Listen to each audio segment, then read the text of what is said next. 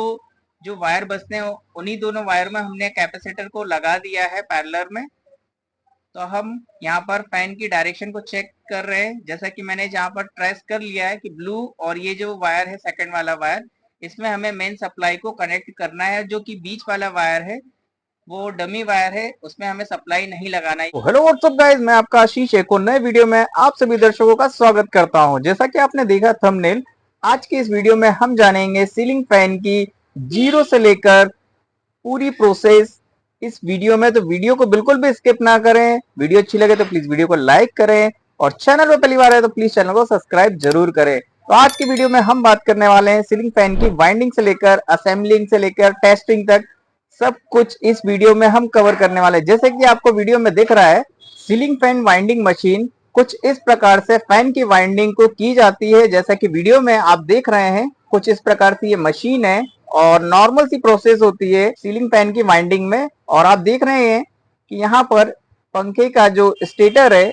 उसे मशीन में कैसे दोनों साइड से फिक्स कर दिया गया है, जो कि अपनी आवश्यकता अनुसार उसे एडजस्ट भी किया जाता है। और आप देख रहे हैं मशीन में नीचे एक छोटा सा पैनल हमें देखने को मिलता है, जहां पर दो डिस्प्ले हमें देखने को मिलती है। वहां पर कुछ नंबर्स इंक्रीज होते हुए हमें शो हो रहे हैं।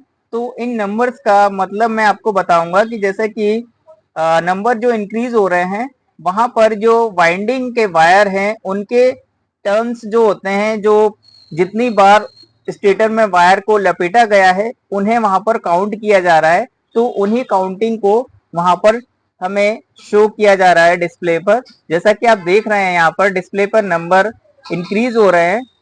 और मैं एक बार फिर से आपको दिखाना चाहता हूँ डिस्प्ले पे। आप देख सकते हैं यहाँ पर 343 टर्म्स यहाँ पर हमें शो हुए थे, मतलब इतनी बार जो वायर है वाइंडिंग का वहां पर लपेटे गए हैं। आप देख सकते हैं एक बार फिर से, यहाँ पर काउंटिंग चालू हो चुकी है। वायर के लपेटे जाने की संख्या, एक साइड में आपको 330 दिख रहा है और दूसरी साइड में काउंटिंग अभी चल रही है। तो मतलब इतने टाइम बार वायर को लपेटा गया है। यहाँ पर आप देख सकते हैं, यहाँ पे वायर लपेटे जा रहे थे। एक बार मशीन को मैंने स्टॉप करके आपको दिखाना चाहता हूँ।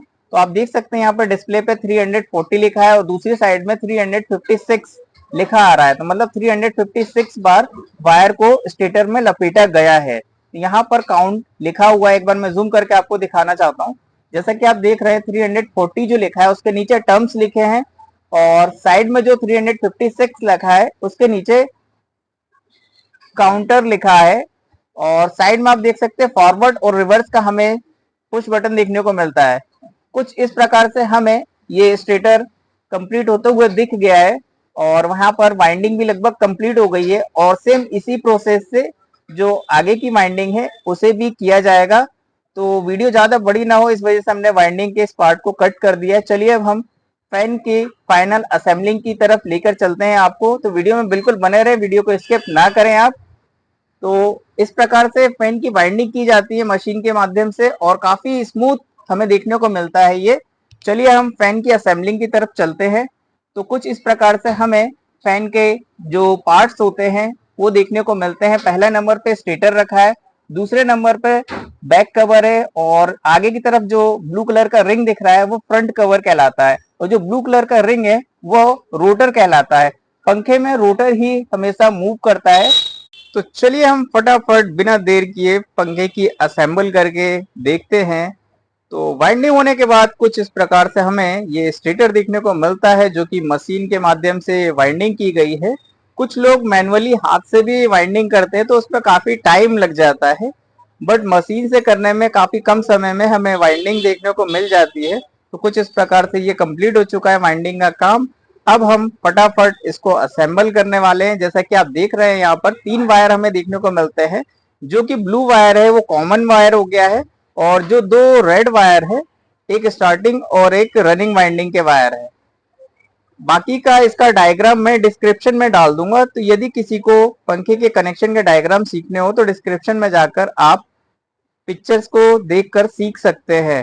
तो सबसे पहले हम स्टेटर को पंखे के फ्रंट कवर में रखते हैं और जैसा कि हमने रख के देखा कि ये काफी स्मूथ मूव हो रहा है। और आगे की तरफ में एक स्प्रिंग लगाई जाती है ताकि टेंस बना रहे खिंचाव स्टेटर में दोनों कवर के बीच में।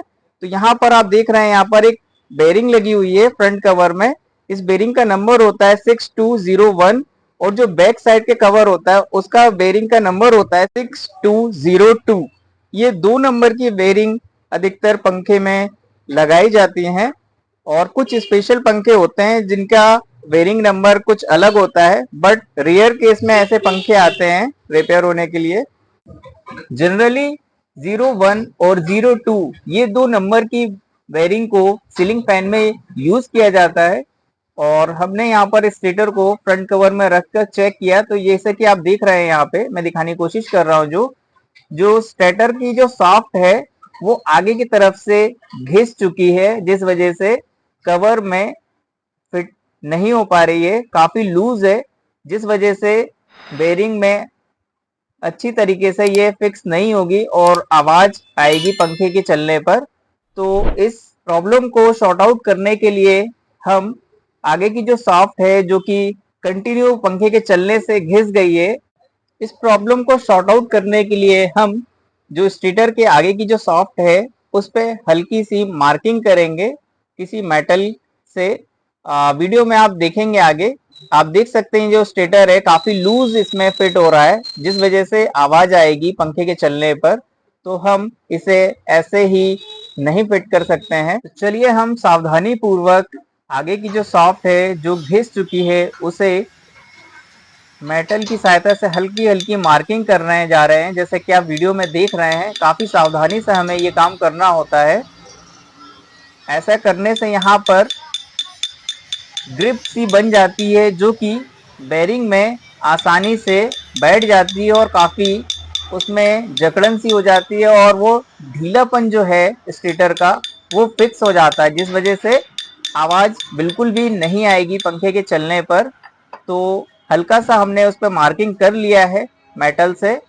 काफी सावधानी से हमें करना होता है कि वाइंडिंग पर कोई चोट ना लगे, जिस वजह से वाइंडिंग खराब हो जाएगी और शॉर्ट होने वजह से फिर से हमें रीवाइंडिंग करना पड़ जाएगा।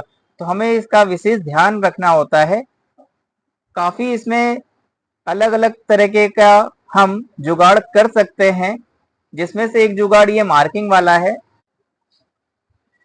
यहाँ पर हमने स्टेटर को बेरिंग में अच्छी तरीके से बैठा दिया है और ये वायर जो हैं वाइंडिंग के, इन्हें सावधानी पूर्वक शाफ्ट के अंदर हम थोड़ा इसको डाल देते हैं ताकि जो बैक कवर है इसे हम शाफ्ट में सरलता पूर्वक बिठा सके। तो काम में किसी प्रकार की जल्दबाजी नहीं करनी होती है।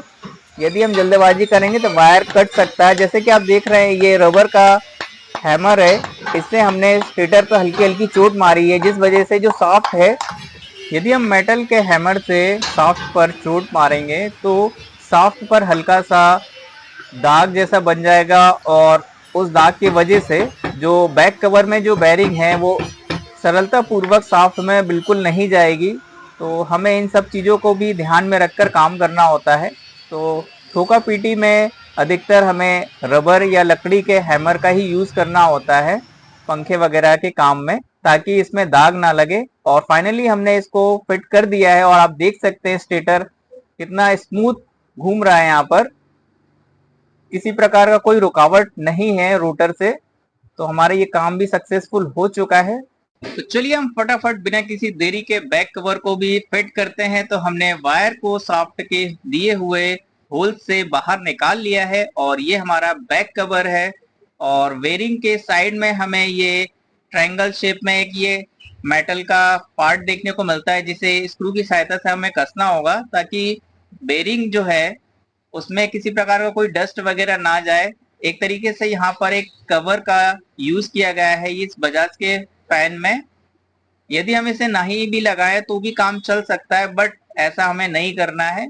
जो भी पार्ट्स फैन से निकले हुए हैं जहां से हमें वहां पर उस पार्ट्स को लगाने होते हैं।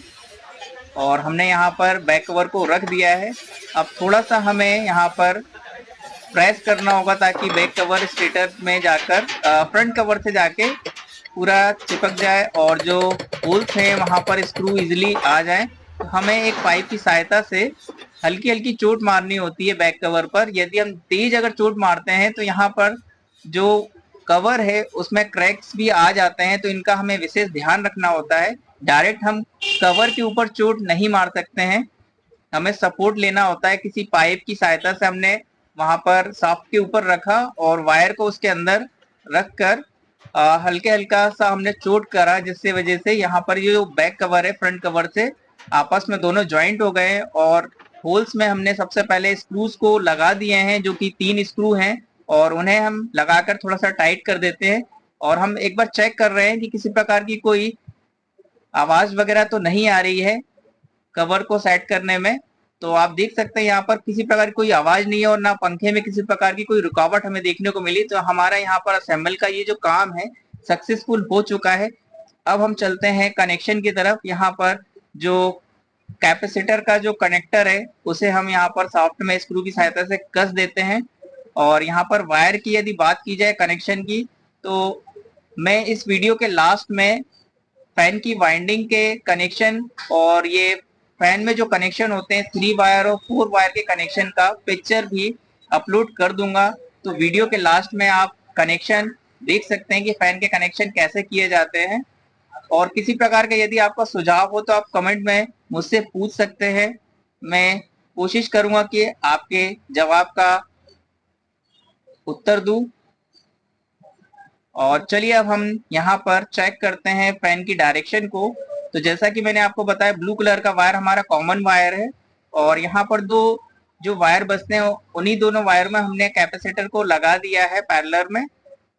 तो हम यहाँ पर फैन की डायरेक्शन को चेक कर रहे हैं। जैसा कि मैंने जहाँ पर ट्रेस कर लिया है कि ब्लू और ये जो वायर है सेकंड वाला वायर, इसमें हमें मेन सप्लाई को कनेक्ट करना है। जो कि बीच वाला वायर है वो डमी वायर है, उसमें हमें सप्लाई नहीं लगाना है। यदि अगर इसमें हम सप्लाई लगाते हैं तो पंखे की जो चाल है वो विपरीत दिशा में घूमने लगेगा और आपको पंखा चलता हुआ दिखेगा, बट हवा बिल्कुल भी नहीं आएगी क्योंकि हवा ऊपर की तरफ चली जाएगी। इस वजह से हमें पंखे की डायरेक्शन को भी चेक करना होता है। तो हमने यहाँ पर चेक कर लिया है पंखे की डायरेक्शन। ब्लू वाले वायर को हमने कॉमन माना है, इसमें एक सप्लाई लगेगी और दूसरा जो वायर है उसमें दूसरी सप्लाई के वायर को हमें कनेक्ट करना है। तो यहाँ पर हम जल्दी से फटाफट कनेक्शन को कंप्लीट कर लेते हैं। वीडियो में बने रहें। वीडियो अच्छी लगे तो प्लीज वीडियो को लाइक, और यदि चैनल पर पहली बार है तो प्लीज चैनल को एक सब्सक्राइब जरूर करें। आपके लाइक और सब्सक्राइब करने से मुझे ऐसा ही वीडियोस बनाने में काफी मोटिवेशन मिलता है। तो प्लीज लाइक और सब्सक्राइब जरूर करें। तो चलिए हमने यहाँ पर कनेक्शन पूरे कर लिए हैं। अब हम फाइनल टेस्टिंग करने जा रहे हैं। यहाँ पर हमने ब्लैक और रेड कलर की जो मेन लीड है सप्लाई की 240 वोल्ट एसी उसे कनेक्ट कर दिया है। सावधानी पूर्वक हमें काम करना होता है क्योंकि इलेक्ट्रिसिटी में सेफ्टी सबसे पहले देखी जाती है। और हमने यहाँ पेचकस की सहायता से पंखे को हैंग कर लिया है। अब हमने सप्लाई ऑन किया तो आप देखेंगे फैन कितना स्मूथ घूमता हुआ हमें दिखेगा। आप देख सकते हैं फैन कितना स्पीड में मूव हो रहा है, किसी प्रकार का कोई रुकावट नहीं है, ना कोई आवाज है पंखे में। तो हमारे ये काम सक्सेसफुल हो चुका है। Thank you for watching this video. मिलते हैं नेक्स्ट वीडियो में।